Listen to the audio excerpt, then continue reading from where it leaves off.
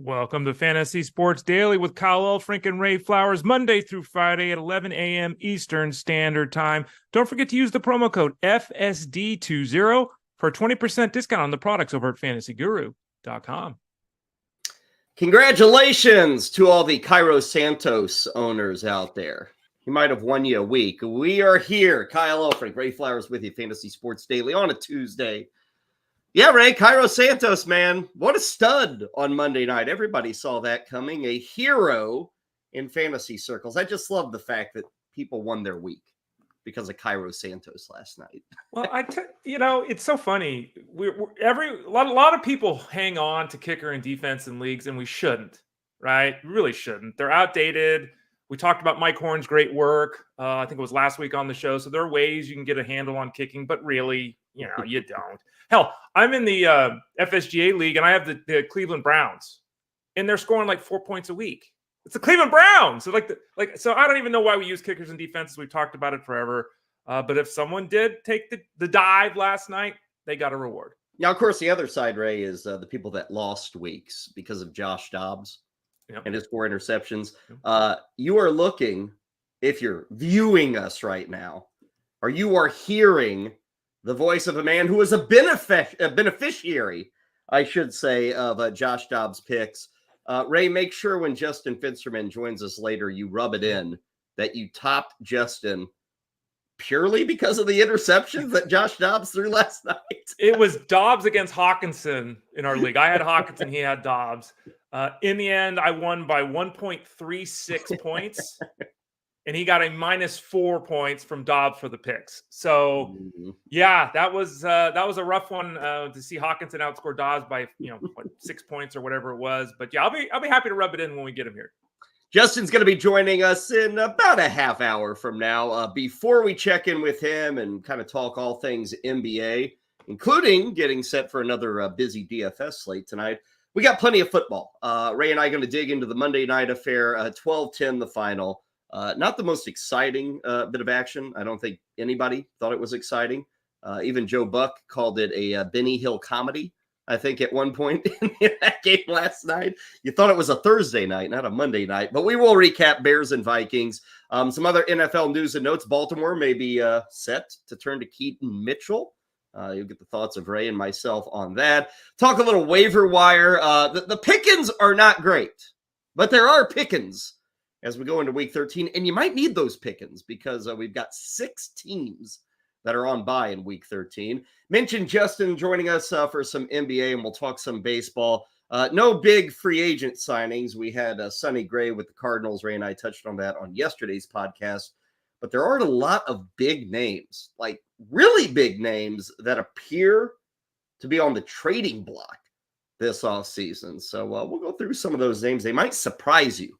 I know a couple of names surprise me as we look at the offseason. As always, we invite you to join us and enjoy and take in everything that we provide at fantasyguru.com. And right now, Ray, we got the FSD 20. I'm sorry, people. It's Tuesday. Ray warned you. The turkey special's over, right, Ray? That's gone. If you didn't take advantage of it, nobody to blame but yourself. You can blame Josh Dobbs. Everybody else is. But really, it's your own fault if you missed out on that turkey day bet. Yeah, you missed out on that. Look at that. You missed out on Jeff Mans. You ain't even gotten a Christmas greeting card with Jeff Mans just like that. Dressed like a turkey. Yeah, the big one's gone. I will say this. I don't know officially if it's gone. Like a lot of times we say it's gone and then it's up for a couple extra hours before. So you can try Turkey 40. Tell people that. Come on. I want the people to join us, right? So you can try Turkey 40. That's 40% off the VIP package. I don't think it works anymore. It's not supposed to work. It's supposed to be turned off at midnight last night. But I know for sure that the promo code FSD20 works. And that gets you 20% off whether you're doing DFS or seasonal, football, baseball, basketball, hockey, soccer, racing, all that stuff. You can use the promo code FSD20. That one works, Kyle. Okay, that one does work.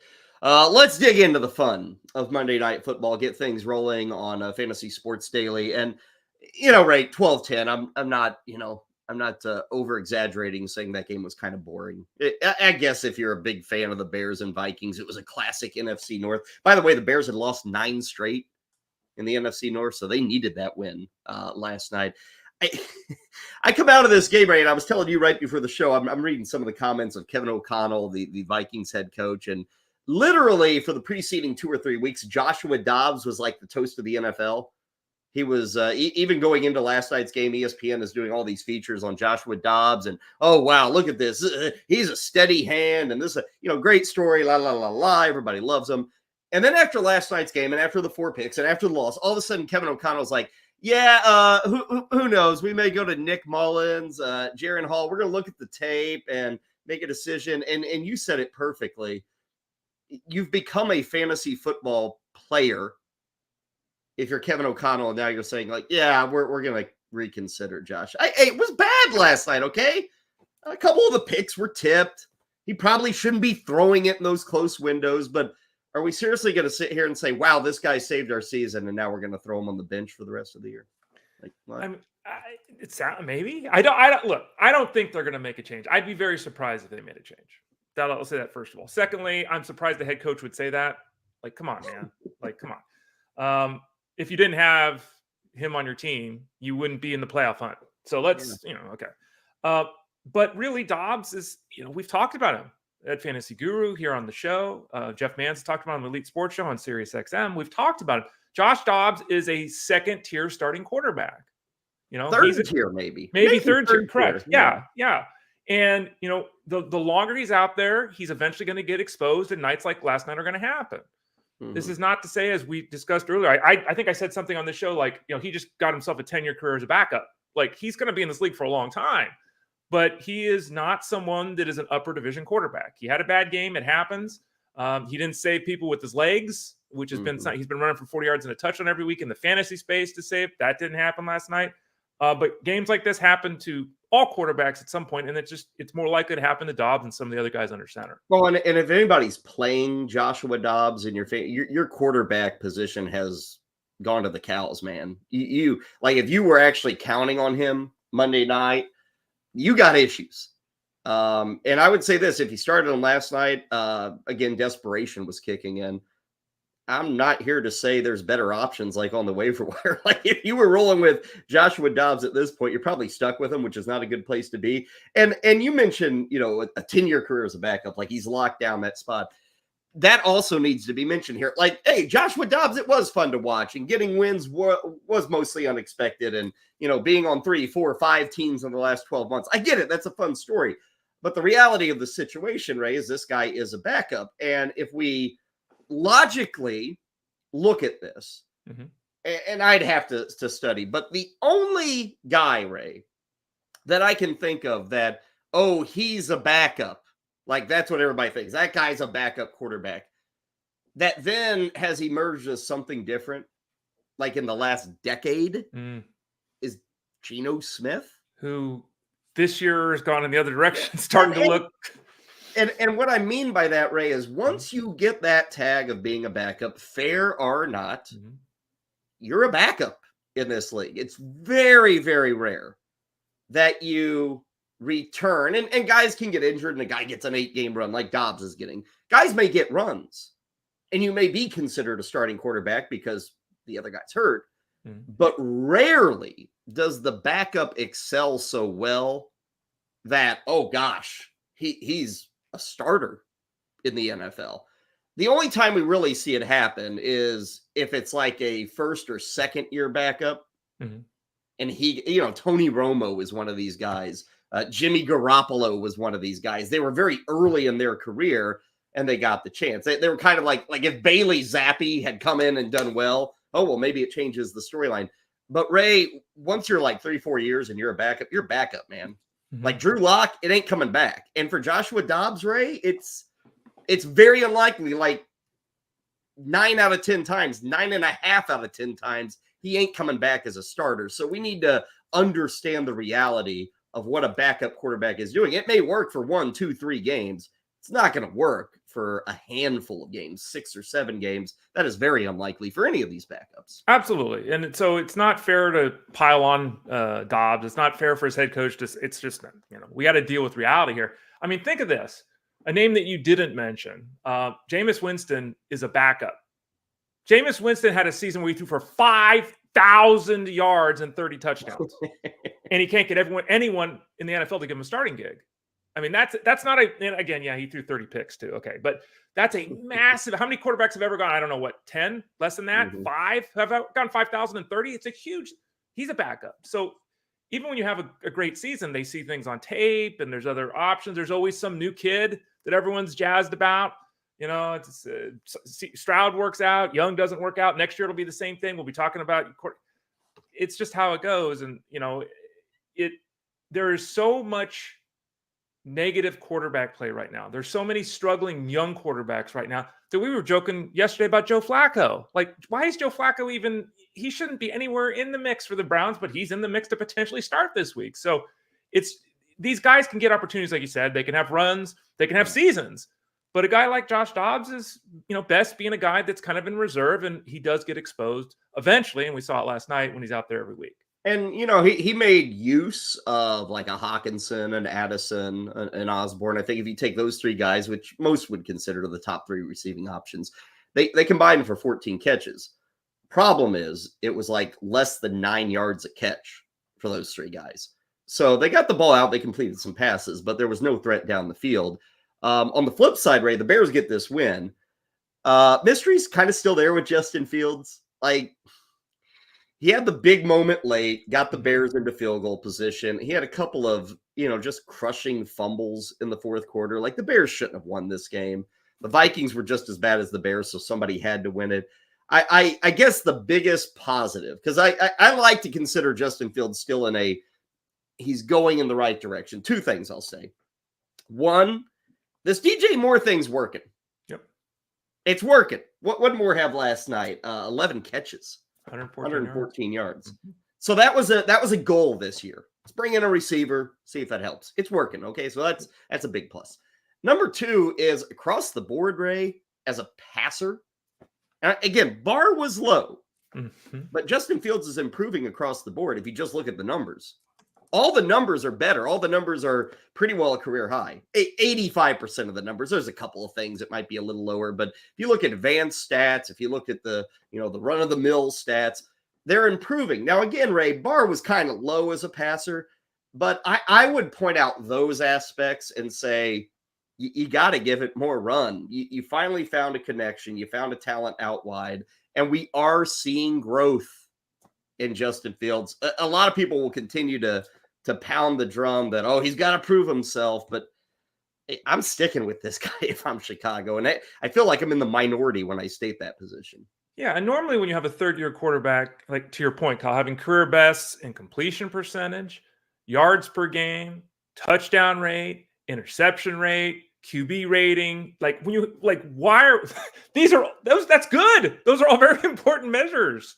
And I think that there's a lot going on with the Bears. We've talked about it previously here on Fantasy Sports Daily, and they have to make decisions, and they might take another quarterback next year because they want to reset the salary clock and they don't want to pay Justin Fields $30 million in a couple of years. And okay, they might do that, but I agree with you. Given the state of the quarterback position, given the Joe Flacco's and Josh Dobbs of the world, Justin Fields is a starter, man. And if the Bears aren't willing to commit to that, someone else will.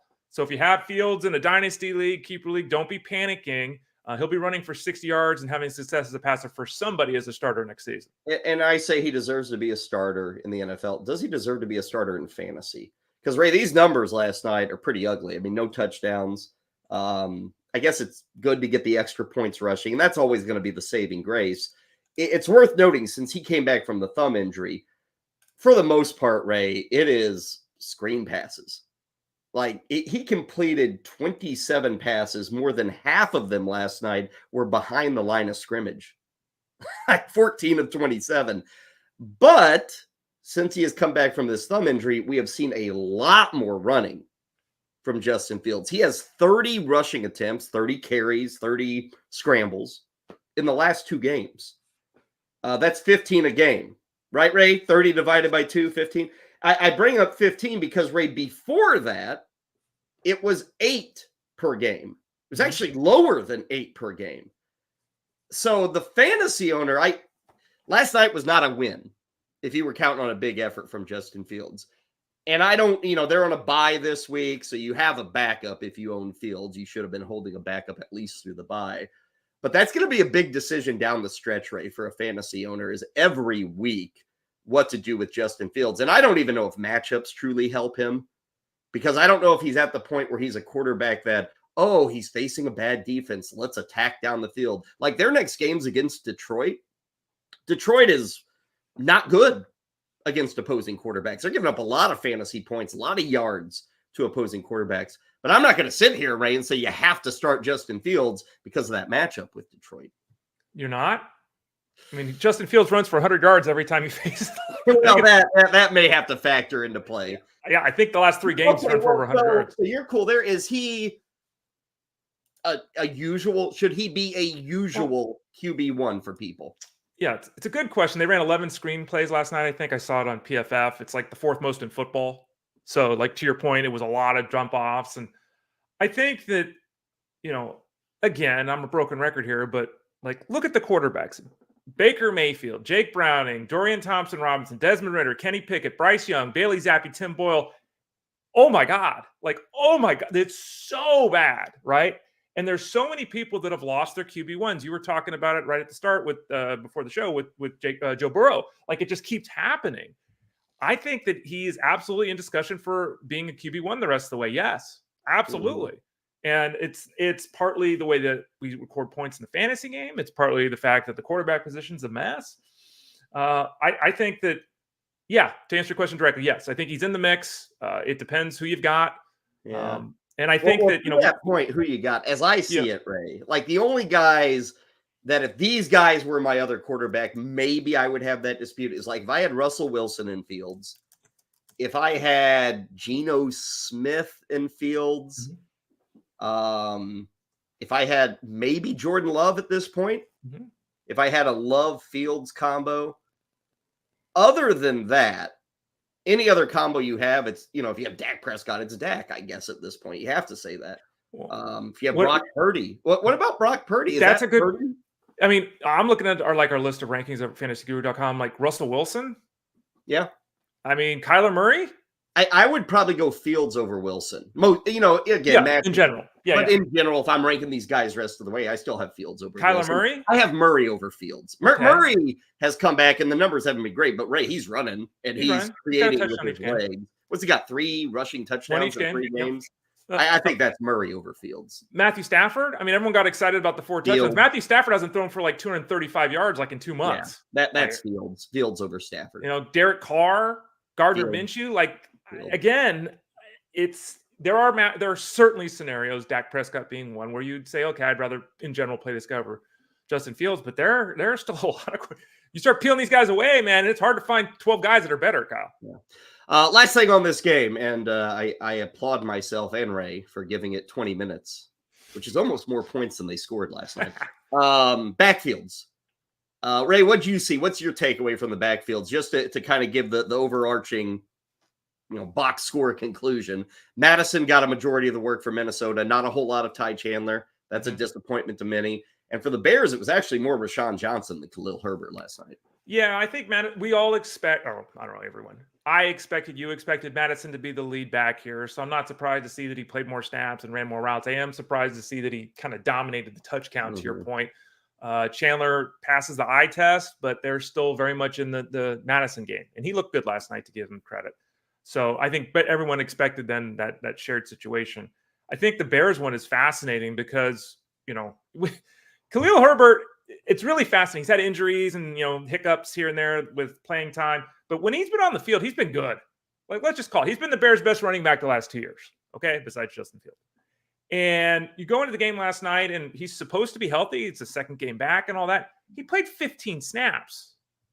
Okay, Rashawn Johnson, who everyone dumped because he never became a thing, suddenly becomes a thing in week 13 because Donta Foreman's out. 50 snaps for Rashawn Johnson. Rashawn Johnson ran more routes than Khalil Herbert played snaps.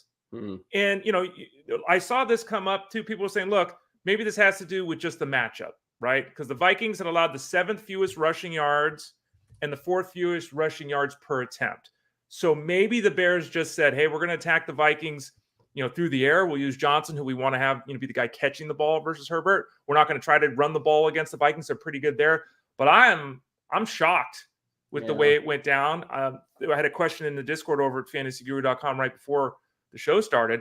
I have Khalil Herbert. What do I do? And I'm holding Khalil Herbert if I can, because I think I want to see another week like this. I'm kind of thinking it was a one-off, Kyle, but it was really distressing to see the way it played out. Well, to expand upon that matchup idea, you ran through Minnesota against the run. They are solid numbers.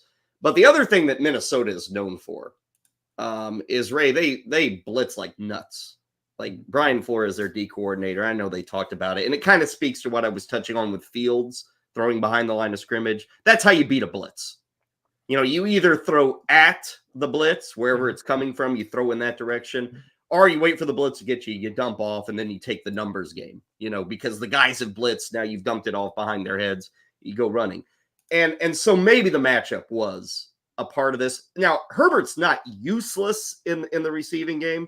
Last night he had a couple of catches, but you look at his career, Ray, he's never had 15 in the season.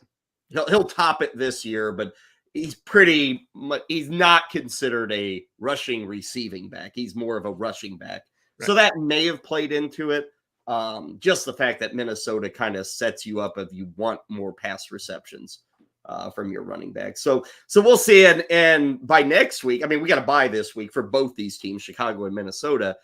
So 2 weeks from now, Ray, you'd think that Deontay Foreman is back. Mm-hmm. And at that point, who the hell knows? Right.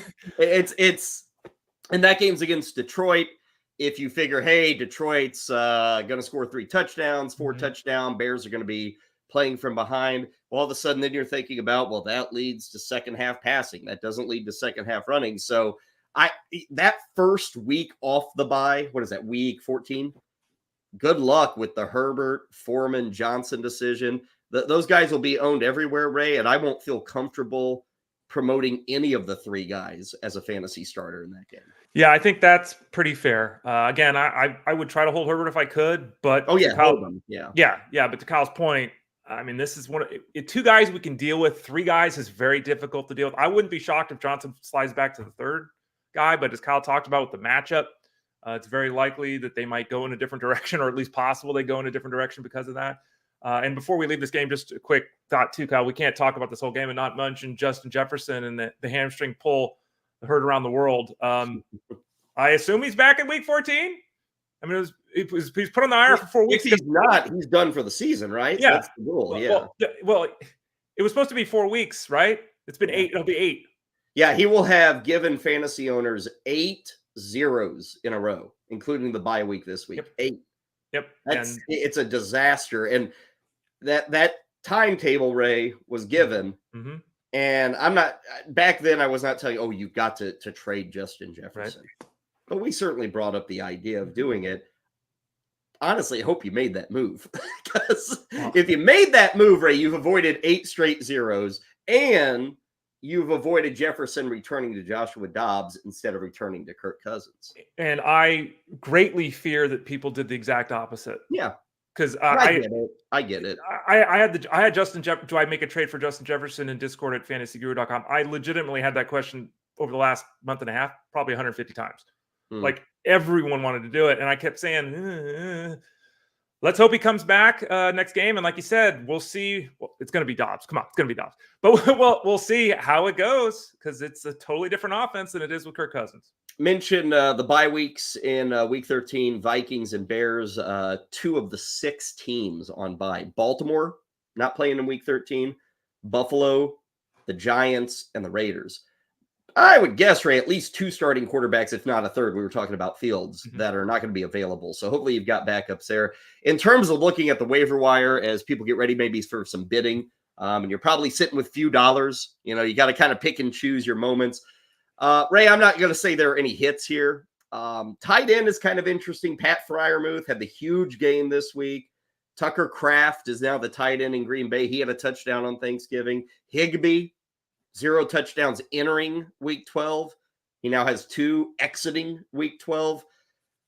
Tight ends, it's very particular. It's who do you have? How much money do you have? Yada, yada, yada. I look at a Freiermuth, a Higbee, and maybe even a Kraft Ray. And this is going to say, if you own Kyle Pitts, like, is Kyle Pitts at the point of dumping him, Ray? If you've got other tight ends who are producing and available, like, would you dump him? He has been so god-awful quiet for months now. Should we just give up the ghost on Kyle Pitts? Well, to answer your question, I'll be a little meandering, but is there another name that you mentioned or that is available that legitimately could catch 5 passes for 100 yards and 2 touchdowns? But and can Kyle Pitts even do that at this point? No, that's what I'm saying. Possible. I'm not saying it's going to happen, but Freiermuth's done it. Yeah, well, Kraft isn't going to do it. I mean, but Pitts and Jonnu Smith, who we talked about. Jonnu Smith has had 1 catch or 0 catches in 2 of the last 3 games. He's not part of the offense either, but it's those 2 guys in London. Who else catches balls? They don't, like Bijan Robinson had a touchdown as a receiver. He's only catching like 1 pass a week now. They're not even dumping the ball off to him. So I can't say that it's wrong to move on from either Smith or Pitts. I can't say it's wrong. Yeah. I would say it this way, that Pat Freiermuth, because of what we saw last week, someone's blowing their free agent budget to add him. Mm-hmm. So I think it's very difficult to add him. Higbee has had like 4 games with 5 catches, and he's had like 6 games with 12 yards. Like, that's a really tough one. I'm almost of the opinion that, you just go down to Hudson for nothing. Hudson with the Bengals, who catches 4 passes. He caught 4 passes 4 weeks in a row. Or even Cade Otton, who's doing the same thing. I think Cade Otton would be a better target for me because the cost is going to be much lower than guys like Freiermuth and Higbee that people will be chasing points. I have consistently been in the corner of Kyle Pitts, like, you got to hold him, you got to hold him, you got to hold him. I woke up this morning, Ray, and I was putting this waiver wire possibilities and looking at these tight ends, and great call on Cincinnati and what they've got going on there. But for the first time, I said, yeah, I can. There's that crack of daylight. I can dump them. Mm-hmm. And the reason I say that is I hate to count on Arthur Smith to, like, use his brain. But if he were to use his brain, Ray, all Atlanta should be doing is what they did this past Sunday. They should be running the football 2 out of every 3 snaps. And if they do that, there's not enough for Kyle Pitts outside of a random touchdown. I just don't think there is. With Desmond Ridder, it's just not there. The Saints are allowing the 7th most points to the tight end position, and they've allowed the most touchdowns to the tight end. So on the surface. But last week was the Saints. Yeah. Last week was and we didn't get anything. Yeah. So I wish you were right. I had my schedule off there, Kyle. Sorry about that. Yes. There's another indictment of Arthur Smith. Good. Kyle 1, Ray 0. Yeah, well, they even had the matchup right. There's your point. That's what you were going to go to. Yeah. They had the matchup, and there was 0. What would we get? 2 catches? 1 catch between the 2? Yeah. It's the Jets this week, to your point. Jets have also allowed the most touchdowns, 6 each. Okay.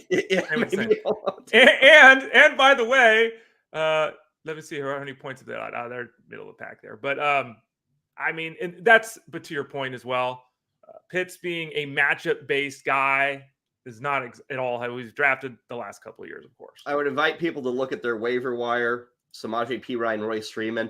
I would argue, Ray, those 2 guys they've got to be picked up. Even if you don't have a Williams or either Williams, Javonte or Kyron, those would be 2 guys I'd be interested in picking up. Should point out A.T. Perry with New Orleans. And the only reason I bring him up, Ray, Shaheed ain't going to play this week. He's pretty well out with the quad injury. Michael Thomas is out. Mm-hmm. He's on IR. And we've got the concussion protocol on Chris Olave.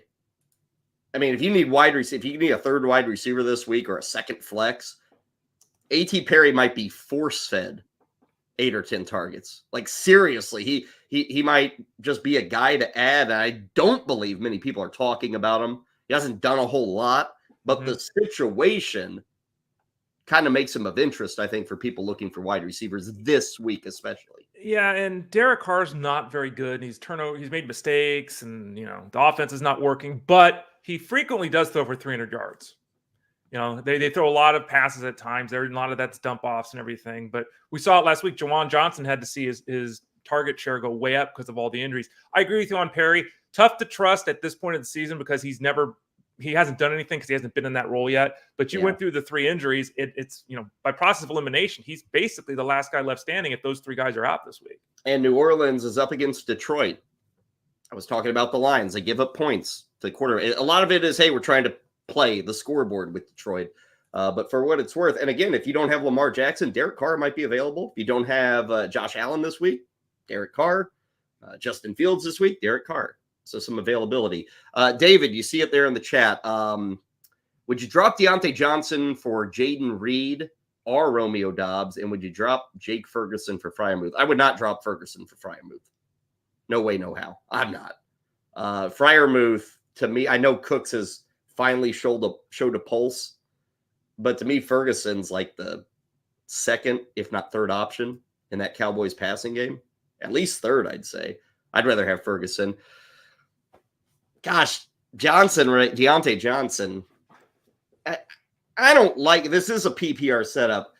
I don't love the idea of dropping Deontay Johnson. I do understand the concerns with him, though.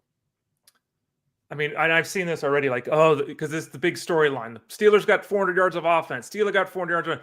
They scored, what, 10 points? Yeah, they still did nothing. Okay. Kenny Pickett has 1 touchdown pass in 6 games. Ugh. I'm holding the finger up for emphasis. 1 in 6 He would have had 2 if Deontay Johnson held on to the football. Good call. Good call. But let's not get nuts because they had 400 yards of offense. Kenny Pickett still doesn't create touchdowns. Okay. So would I go to Freiermuth over Jeff Ferguson? I think I agree with Kyle, and I just stick with Ferguson because even though Ferguson is not a big yardage guy, I don't think Freiermuth is either. Like he was last week, but I don't really think that's who he is. So I'm going to stick with Ferguson in the better offense, greatly superior offense, even with more mouths to feed. In the Johnson one, like I'm not going to tell someone it's wrong to move on from Johnson. At the same time, if you're going to add Freiermuth, you absolutely can't add Johnson. You can't go 2 Steelers. I don't have a problem going Jalen Reed over. Again, I think all these guys, Dobbs, Reed, and Johnson, they're wide receiver 3s in deeper leagues. Like they're not guys I'm trying to get in my lineup. They're guys I'm going with because that's the best option I have.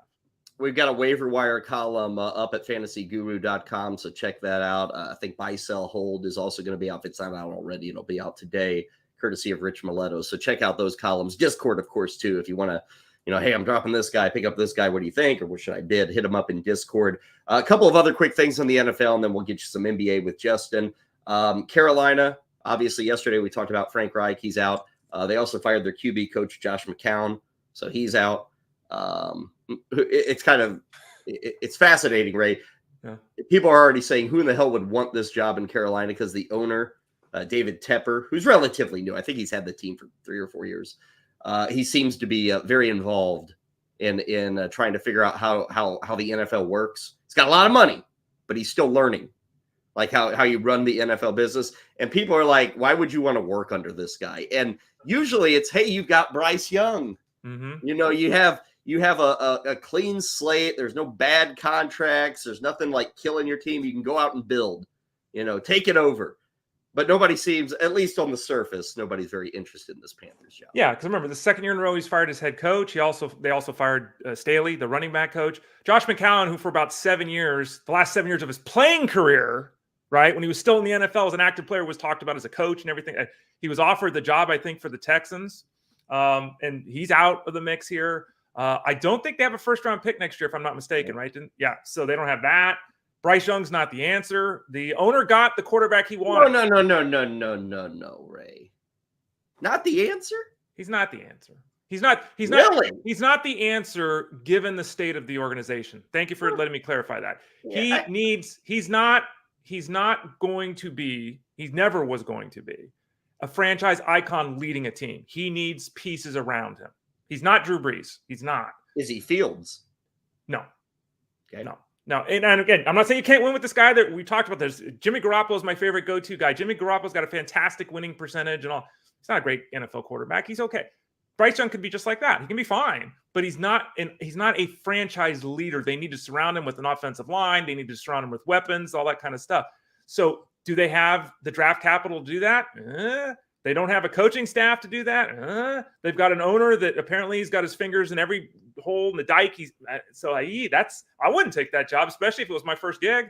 Yeah, it's kind of alarming. Frank Wright takes that job, gets 11 games. What? Second shortest firing in NFL history. Yeah, and that's an owner who doesn't know how the sport works. And you don't bring in a coach and then fire him after 11 games. I'm sorry. And I know the record sucks, but this is not Urban Meyer. That's what happens to Urban Meyer when it's like he's so overmatched he can't even run a game. Right. Frank Wright knows how to run a game. He's a proven NFL coach. You give him more than 11 games. I mean, seriously. So that's a big question mark there. One other note, Baltimore, Keaton Mitchell, big topic, Ray. I think there was a quote yesterday, the OC there, Todd Monken, saying, oh, yeah, we're getting more comfortable with Keaton Mitchell in our personnel groupings. It's worth noting 46% of the snaps last week. It's also worth noting it's the LA Chargers last week. We've been probably, I think it's fair to say, Ray, very calming when it comes to the Keaton Mitchell hype. Not really sold. I'm not. If you got to play him, you got to play him. I get it. But I don't think we're to the point where like this thing in 2 weeks is all Keaton Mitchell. Like Keaton Mitchell's going to take over inside the 5. Like Keaton Mitchell's going to have 15 touches a week.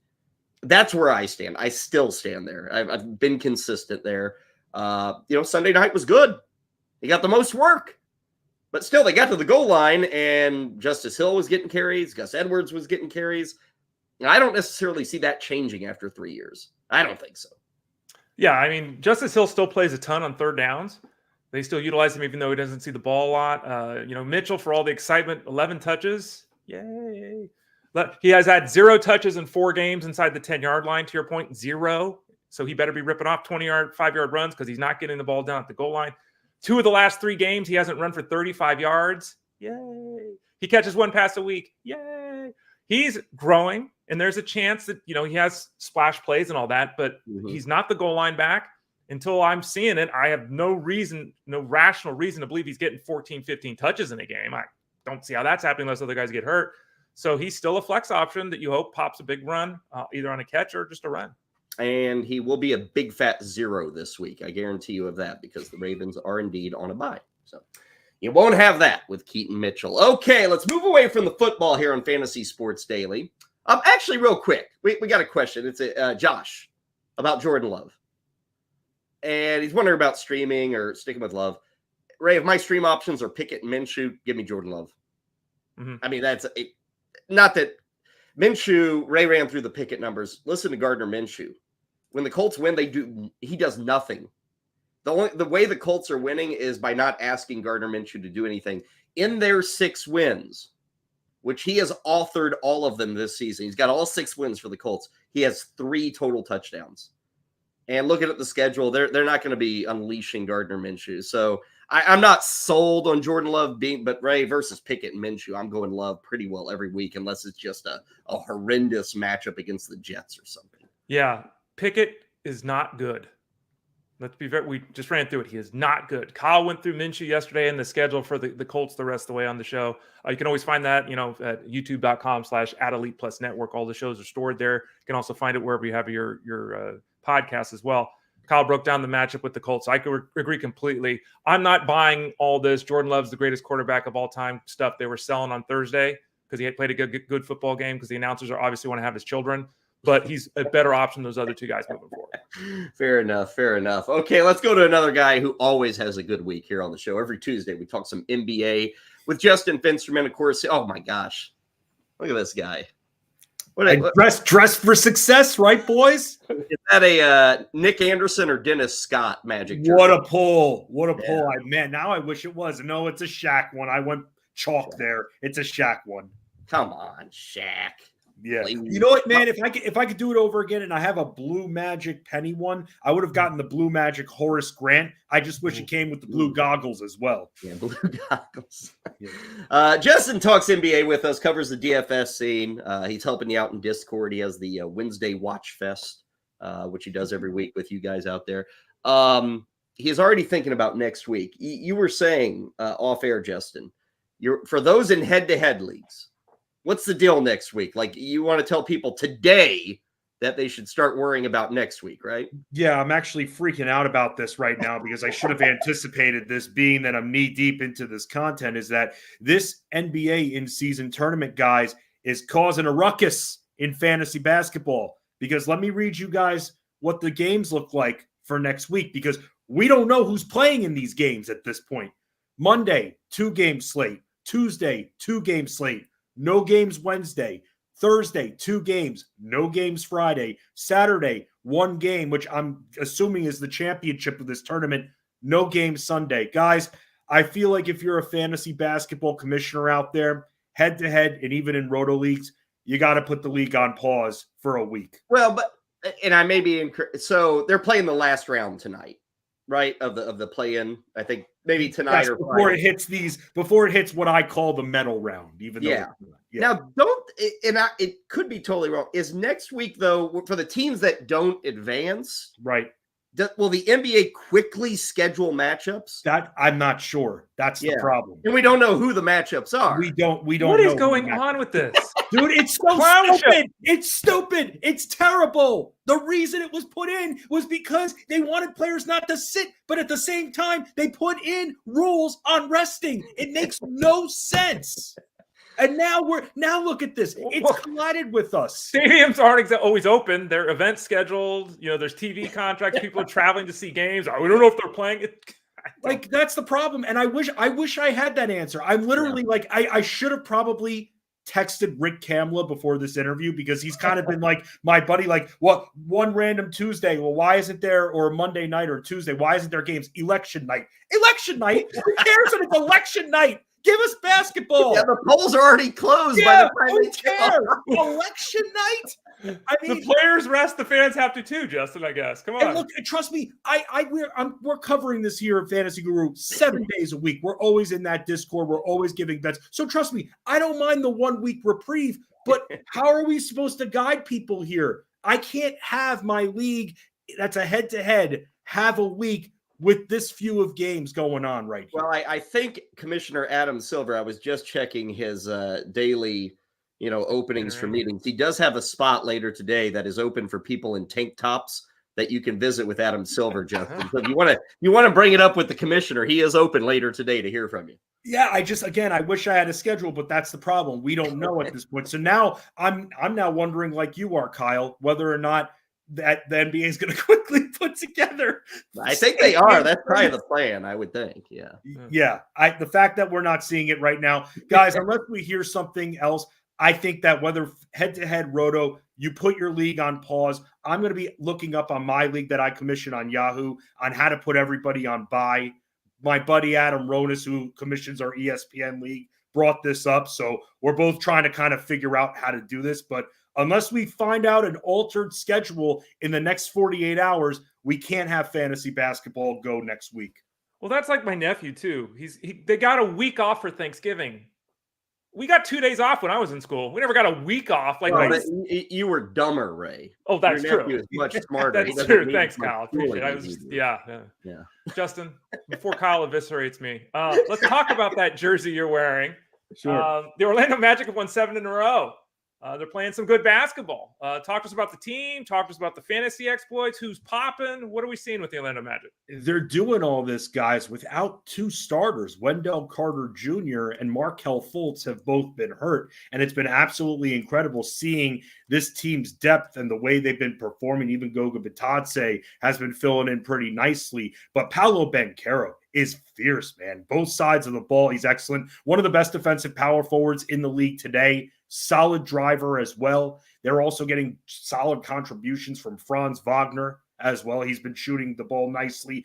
And they've been getting scoring from Jalen Suggs too, and Cole Anthony. Cole Anthony, who's mainly their bench guy, who comes off the bench and just starts firing and hitting shots. So they've been good. But this Magic team, the best thing about them, they're very good at slowing you down. Those quicker paced teams that don't play any defense are going to have trouble beating Orlando. Now, is it going to sustain? That's the problem, guys, because the Magic, while they've been shooting well as a whole, they're not a very good outside shooting team, and that shooting starts to take a little bit of a hit. You're going to see it hurt this team more than just, even if they go down 5-6% as a team, it's going to hurt more than what the stat sheet would show you. Talking hoops with Justin Fensterman. Justin, talk to us a little bit about the Lakers. You do obviously a bunch of DFS write-ups at fantasyguru.com, and we see the names Anthony Davis, LeBron James all the time. Duh.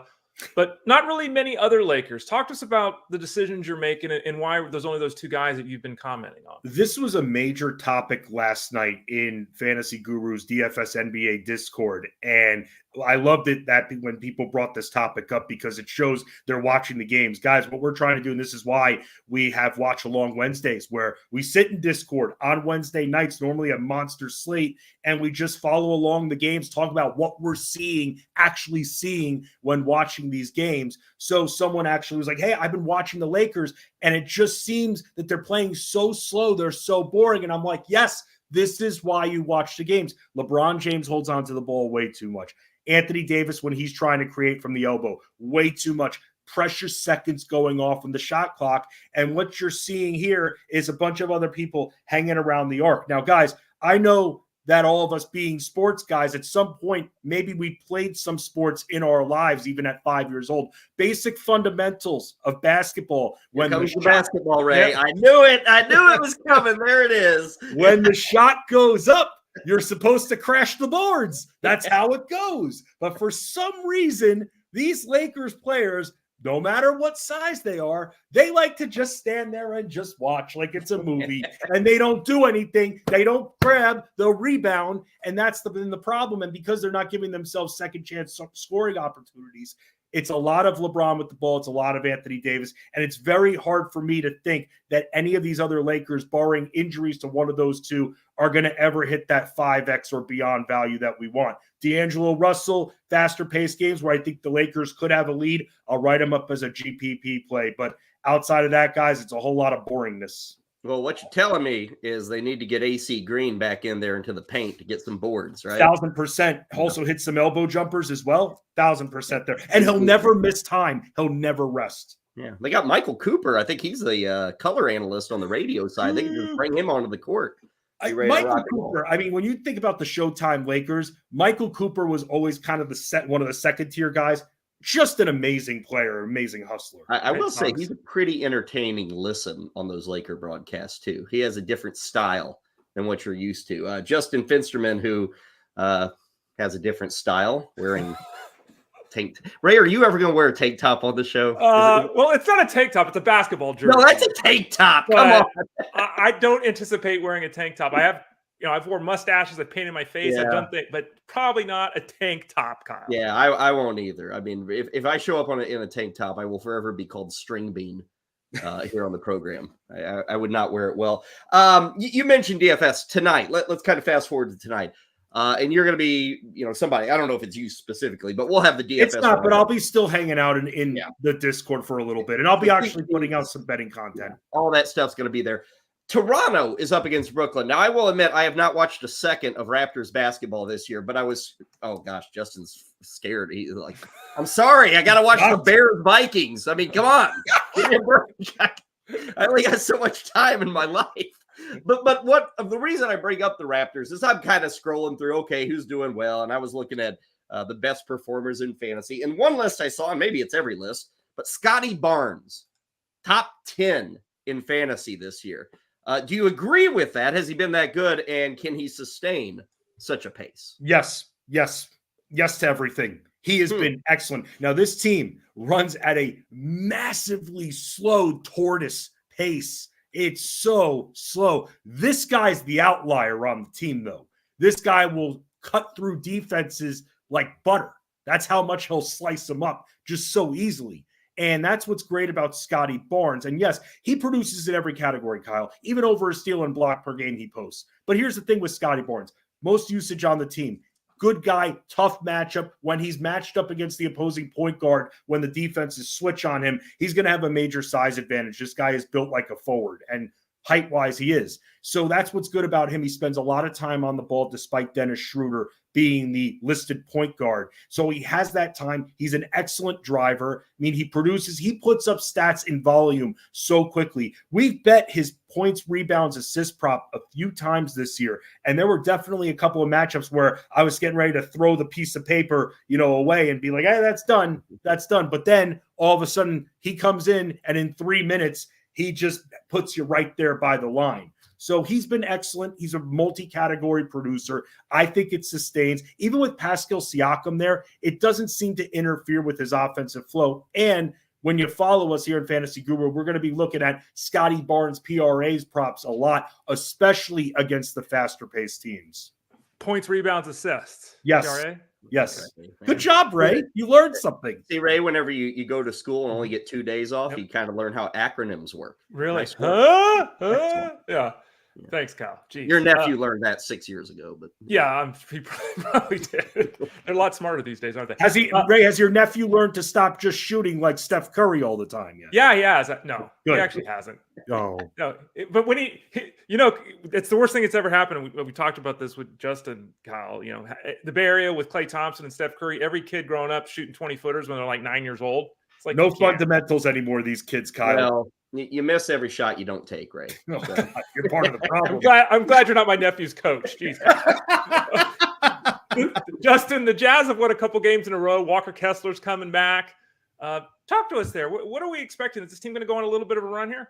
I think that now it guts them up in the middle. They run what I call skyline lineup with Lowry Markkanen, John Collins, and Walker Kessler. So it'll definitely help them out on the interior side from defense standpoint. But they need to learn how to play better perimeter defense too. They get beat so much. I think it will give them some more wins, but I don't have high expectations. The rebuild there is on. I like what they've done so far, but it's going to be a little bit of a slower rebuild. And when it comes to DFS, though, for Walker Kessler, we're going to have to start looking at his numbers, guys, before they go up a little bit, because soon enough, he'll be out of the price point. But one thing that Walker Kessler learned last year and carried it through this year, throughout the year, you saw major improvement, not being fooled on the pump fake. He doesn't take the pump fake anymore. What happens is when centers are taking the pump fake constantly, likely they're going to all of a sudden foul someone. Exactly.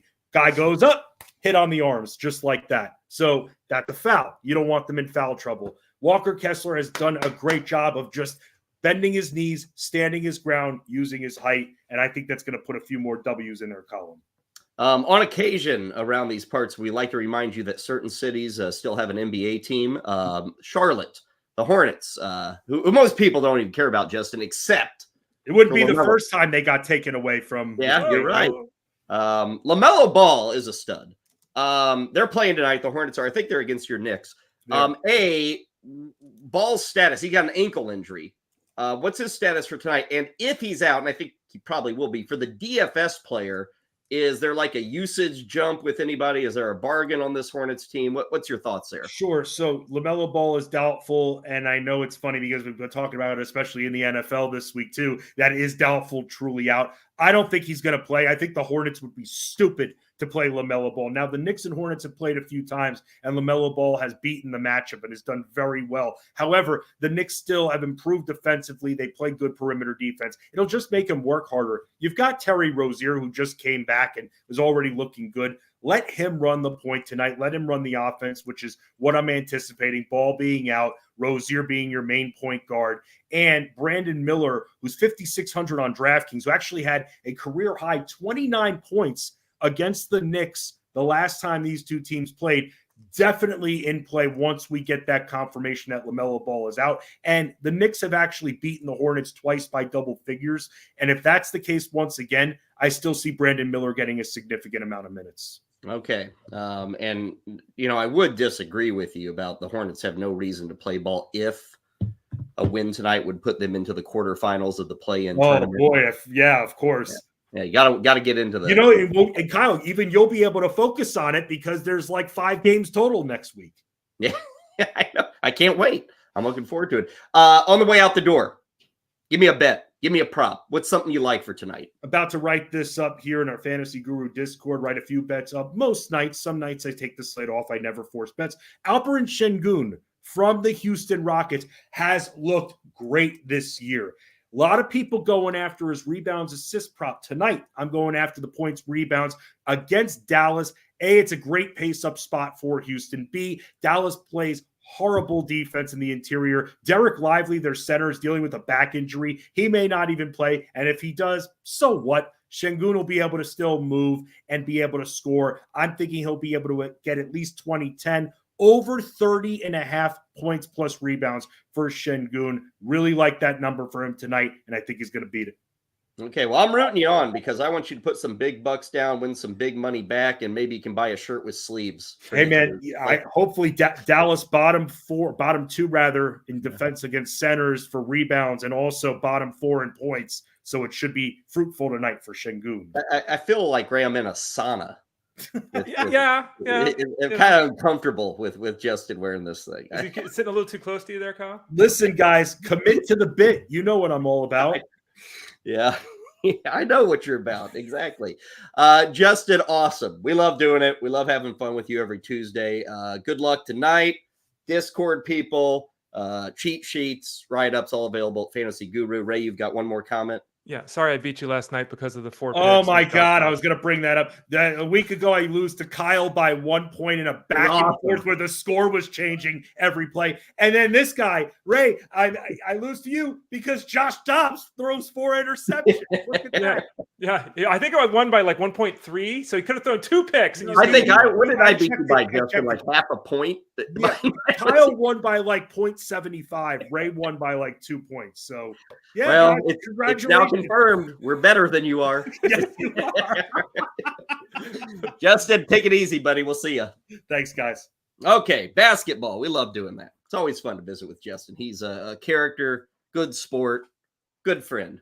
Someday we should just roll with like a 3-man show, right? He's doing shows, right, Ray, on the network? He's got a basketball show. Yeah, he's got a basketball show. He does the Sunday football show really early on SiriusXM too. So he's busy there. He's got the Fancy's Diaries with us on Elite Plus over at fantasyguru.com. You can use that promo code again, FSD20, to hear more about that. But yeah, Justin is a man about town, Kyle. He's always doing something.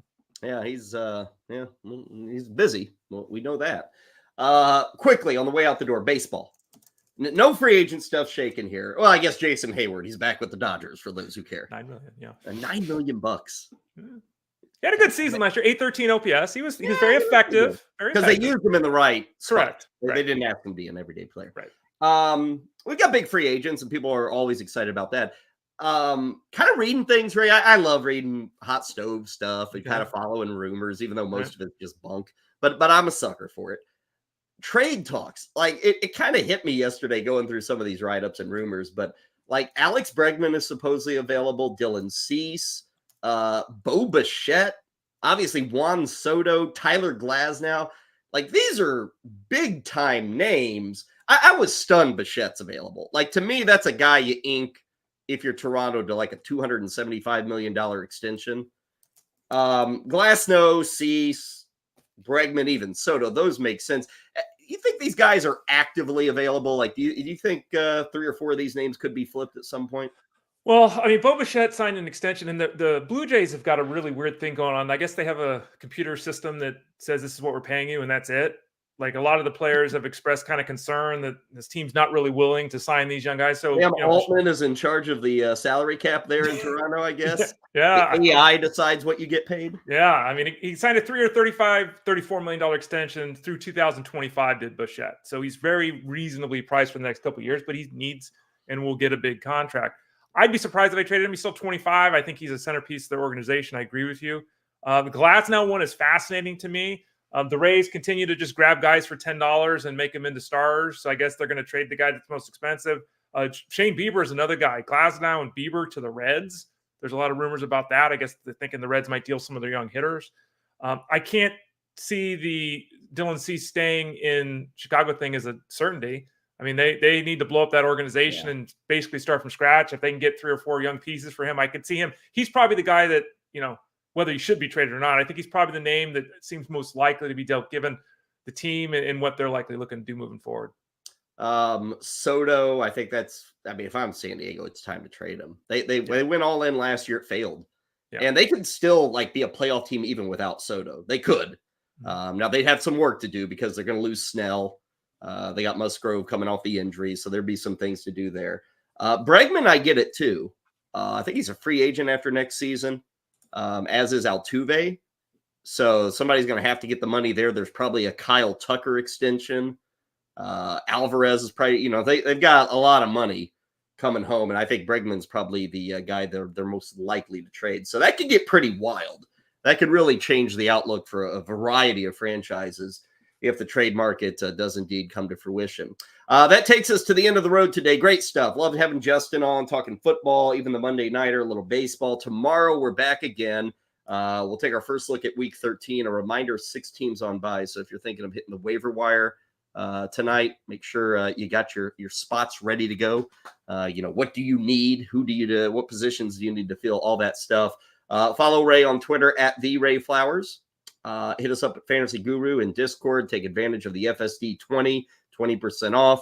And Ray, is there anything else I missed that we need to tell people about? You can always say the all-in football package is still available too. If people want to take advantage of that, they can use the promo code FSD20 for that. The rest of the season through the playoffs. So it's not just the regular season. It's all the way through the Super Bowl. You get seasonal and DFS. So you get Discord, you get the articles, you get the live streams, you get the advice. You get all that for football and baseball. It's the all-in NFL package. Use that promo code FSD20. Love it. Okay, that'll do it for us on a Tuesday. Back on Wednesday, 11 a.m. Eastern. This has been Fantasy Sports Daily, powered by fantasyguru.com.